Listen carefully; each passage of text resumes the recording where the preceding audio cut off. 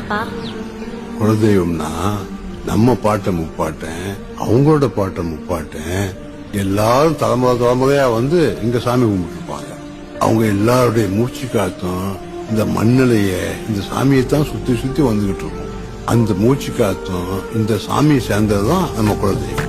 எத்தனை சாமி வந்ததையா, இது எந்தெந்த சாமி தந்ததையா, எத்தனை பாட்ட சொன்னதையா, சுத்துற பூமி கண்டதையா, அடிச்சு வீசும் காத்துலையும் அந்த தகப்பராச சுத்துதையா, பிடிச்சு பூக்கும் வேதையிலும் ஒரு வம்சத்து கதையே உள்ளதையா, 100 தலைமுறை சேர்ந்து செதுக்குன ஈர நலம் இது பாறையா, வாழும் வரையிலும் நீ